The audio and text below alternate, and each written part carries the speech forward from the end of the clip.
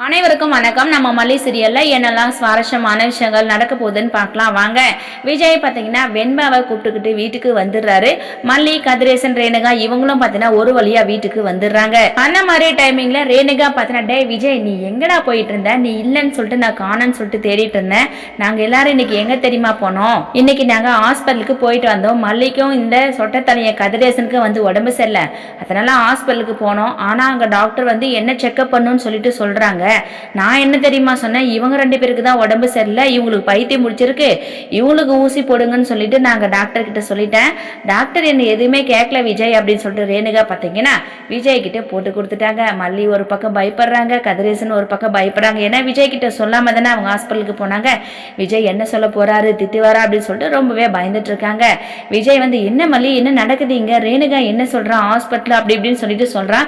அப்ப நீங்க எல்லாருமே ஹாஸ்பிட்டலுக்கு போனீங்களா, இந்த விஷயத்தை பத்தி நீங்க எங்கிட்ட சொல்லலை, அப்போ ரேணுகாவை ஹாஸ்பிட்டல் கூட்டிகிட்டு போனீங்களா அப்படின்ற மாதிரி விஜய் பார்த்தீங்கன்னா மல்லிகிட்ட கேட்க, மல்லி வந்து இல்லைங்க சாரிங்க மன்னிச்சிருங்க அப்படின்னு சொல்லிட்டு மல்லி கேட்க, கதிரேசன் வந்து என்னம்மா மல்லி இப்படிலாம் கேட்குற, மாப்பிள்ள மல்லி மேலே எந்த தவறும் இல்லை மாப்பிள்ள, நான் தான் வந்து மல்லியை ரேணுகாவை இந்த நிலைமையில என்னால் பார்க்க முடியல மாப்பிள்ள, அதனால தான் மல்லியை கம்பல் பண்ணி உங்களுக்கு தெரியாமல் போயிட்டு வந்தலாம் அப்படின்னு சொல்லிட்டு சொன்னேன்.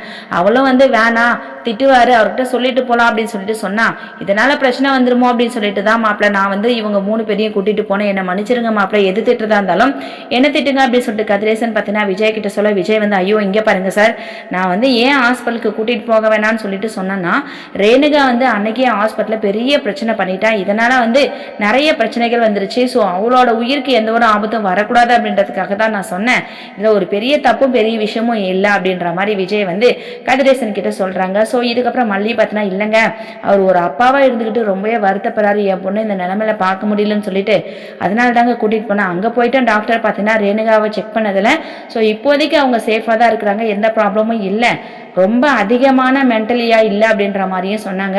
ஸோ அடுத்த டைம் போகும்போது கண்டிப்பாக ரேணுகா அக்காவுக்கு நல்ல ட்ரீட்மெண்ட்டாக கொடுத்து எல்லாத்தையுமே வந்து சரி பண்ணிடலாம் அப்படின்னு சொல்லிட்டு டாக்டர் சொல்லியிருக்காங்க அப்படின்னு சொல்லிட்டு மல்லி பார்த்தீங்கன்னா விஜய் கிட்ட சொல்கிறாங்க. விஜய்க்கு ரொம்பவே சந்தோஷம், அப்படியா மல்லி, ஸோ நல்லபடியாக ரேணுகா வந்து கோஆப்ரேட் பண்ணால் எந்த ஹாஸ்பிட்டலுக்கு வேணாலும் கூட்டிகிட்டு போகலாம், எந்த பிரச்சனையும் இல்லை அப்படின்னு சொல்லிட்டு விஜயும் சொல்கிறாரு. அடுத்த கட்டமாக நிஷா ஒரு பக்கம் பார்த்தீங்கன்னா கதிரேசன் மேலே ரொம்பவே கோபமாக இருக்காங்க. என்னோட அப்பா என் மேலே பாசமாக இருந்தார், இப்போ என்னை எடுத்தெறிஞ்சு பேசிட்டு அந்த ரேணுகாவுக்காக போகிறாருன்னா அதுக்கு காரணம் வந்து இந்த ரேணுகா தான், ஃபர்ஸ்ட் இந்த ரேணுகாவை துரத்த போகிறோம் அப்படின்னு சொல்லிட்டு ரேணுகாவோட ஃபோட்டோ எடுத்து உடைக்கிறாங்க.